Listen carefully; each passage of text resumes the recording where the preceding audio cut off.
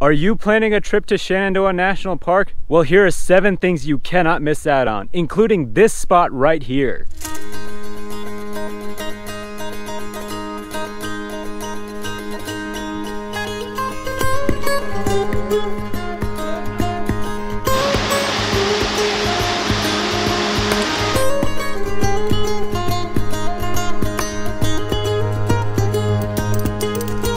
What's going on, you guys? Welcome to my channel. I'm Aman Luthra and welcome to Shenandoah National Park. This national park is part of the Appalachian Mountains on the western side of Virginia, and it's only about an hour and a half away from Washington, D.C. There's a lot of great trails for you to hike, views to see, waterfalls to swim in, and so much more. I would definitely recommend that you spend at least 2 days here because there's a ton to see. So while you're here, here are 7 things to do in Shenandoah National Park. Number 1 is Skyline Drive. It's going to be almost impossible for you to come to Shenandoah National Park and not drive on Skyline Drive for at least a little bit, if not the whole time. Shenandoah National Park is essentially a narrow strip of land running south to north, and Skyline Drive is the road that goes right through the middle of it, taking you to just about every major spot in the park. So while you're on Skyline Drive, there are 75 different overlooks on the east and west side of the park. And you get unbelievable views like this one. So definitely make some stops on Skyline Drive. Skyline Drive is about 105 miles long, and there are mile markers on the whole route. There are 4 entrances into the park along Skyline Drive. You've got Front Royale at the northern end, Thornton Gap at mile 32, Swift Run Gap at mile 66, and Rockfish Gap at the southern end. You could honestly just drive on Skyline Drive and it would be a pretty solid day. But if you're like me, there's way more to do in Shenandoah National Park. The second thing to do and the first trail to hike is Mary's Rock. At mile 31.6 on Skyline Drive, look for this hut right here where you can use the bathroom right before the hike. You'll get to Mary's Rock trailhead and then you'll take the Appalachian Trail southbound to the top. So for those of you that don't know, the Appalachian Trail actually goes right through Shenandoah, and the trail parallels Skyline Drive throughout the entire park. So to get to the top of Mary's Rock, you're gonna hike southbound on the Appalachian Trail to the summit, and it's a 3.7 mile round trip. So by the time you're about half a mile into this trail, you can already see some flashes of the mountains that you'll get at the top. So the Mary Rocks Trail is essentially 1.8 miles of uphill to the top. So it's not the easiest trail, but so far I'm loving the challenge and I can't wait to see the view at the top. The higher you go, the more you'll be able to see all of these flowers. Aren't they so pretty? I actually don't know what kind of flower these are, so comment down below if you do. When you pass this pole right here, you're only 0.1 miles away from the summit. Let's go.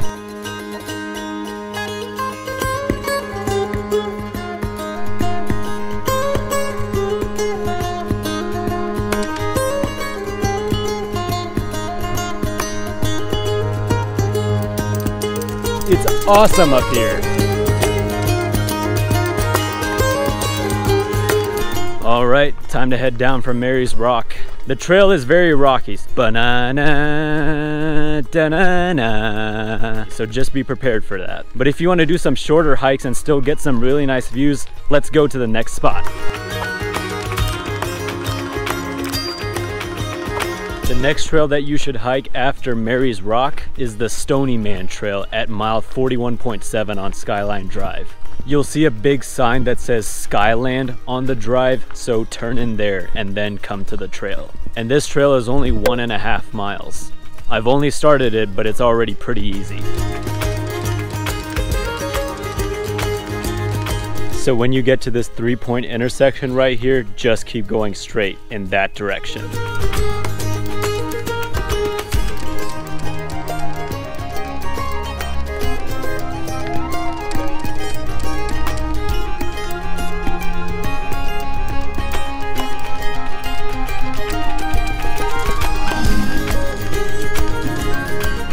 Welcome to the top of Stony Man. Isn't this beautiful? So there's actually 2 different spots where you can get a view at Stony Man. I just showed you the main view where you can see a bunch of farmland in the distance. But now I'm gonna show you the mountainous view. To be honest, I think I like this mountainous view better, but no matter what view you get up here, it's awesome.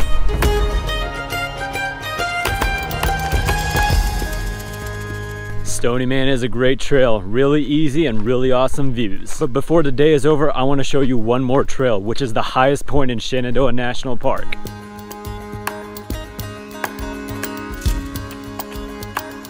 Alright, the last trail for today is going to be the Upper Hawksbill Trailhead. It's a 2.1 mile round trip, which takes you to the highest point in Shenandoah National Park. And I'm gonna try to hike this trail a little bit fast because I really want to show you guys the sunset at the top.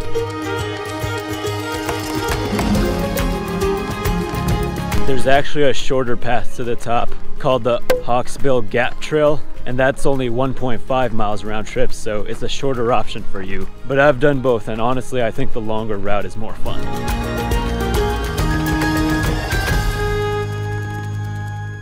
I've also seen a lot of wild turkeys around this park. Haven't caught one on camera yet, but be on the lookout for them.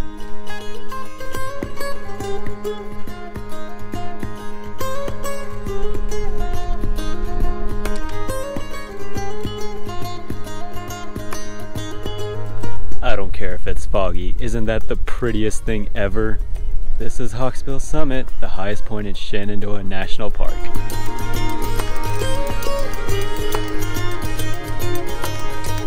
Well, the fog was a little bit of a bummer, but hey, it was still beautiful. Now I gotta get to the campground before it gets too dark. Speaking of which, camping is a great option in Shenandoah National Park.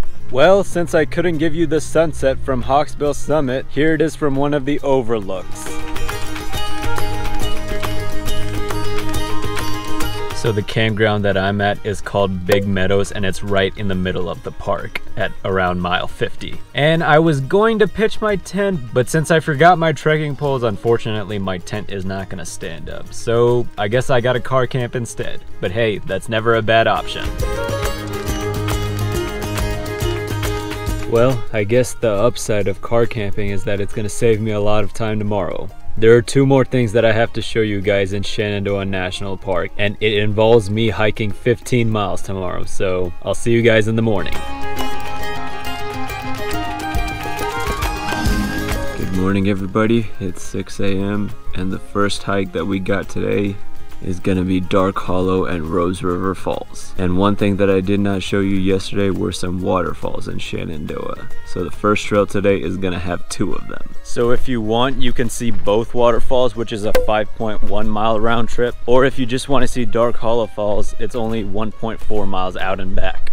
And you walk next to the stream the whole time, which is really soothing about this trail.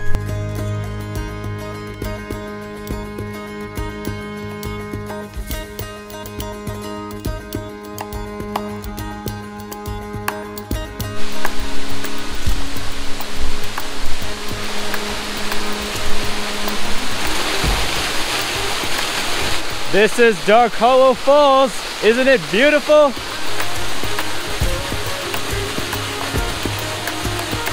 So after you've seen Dark Hollow Falls, you can turn around and go back to the parking lot, but I'm gonna keep going to see Rose River Falls. The Rose River Trail will add about 3.5 miles to your trip, give or take, but it's also right next to the stream, which is really satisfying. In a lot of respects, this trail feels a lot like the start of the Alum Cave Trail in the Great Smoky Mountains. If you want to see that video, check out this link in the top right corner. When you pass by this marker right here, you're only half a mile away from Rose River Falls. Rose River Falls, it's awesome!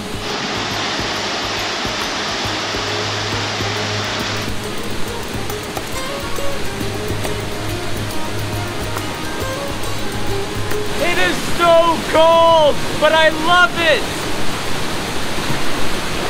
Oh my god, that was so cold! So after you've checked out the waterfall, you can either go back the way you came, or you can take the loop around. This is a super fun trail. Dark Hollow Falls and Rose River Falls are all awesome, and you walk next to the river the whole time. And it's basically all downhill to get to the waterfalls and then all uphill to get back. I hope I didn't break the rules by swimming in the waterfall, but at this point I don't care. That was so much fun. Well, it looks like I took a wrong turn and ended up on Skyline Drive again, so after you've seen Dark Hollow Falls and Rose River Falls, I would say just go back the way you came. But now it's a mile back to where I parked. Alright, that's 6 things down, and I saved the best one for last, because we are going to do the Old Rag Circuit. To get to Old Rag, you're actually going to have to drive out of Shenandoah National Park and look up Old Rag parking in your GPS. This hike is really popular, and I was lucky enough to make some new friends to do this hike with. But try to get here early in the morning because the parking lot fills up very fast. The Old Rag Circuit is 9.4 miles round trip, and the path going up the mountain involves a lot of boulder scrambling. Be prepared to get your hands dirty because you're going to need your arms and legs to get through a lot of this section. You can get to the top of the mountain by taking the fire road on the backside, which is just a normal trail that does not involve boulder scrambling. But honestly, the boulder scrambling was such a fun challenge, so I would very much recommend you do it at least one time. I won't show too much of this hike because I plan to make a separate video on it, but honestly, it was my favorite thing to do in all of Shenandoah National Park. Just be mindful that you'll have to pay a $1 fee per person to do this hike, and if you haven't already, you'll have to pay the $30 entrance fee into Shenandoah National Park. But do not miss out on Old Rag, it is so much fun. Well, I had a really fun time here in Shenandoah National Park. There's so much to do here that I wasn't able to squeeze into this video. So comment down below if there's something that you think that I missed out on this list that I really should have done here. If you enjoyed this video, please give it a like and subscribe down below. New videos are posted every Friday, either an outdoor adventure like this one or a topic about climate change. Thank you very much for watching, and I'll catch you all in the next amazing adventure. See ya!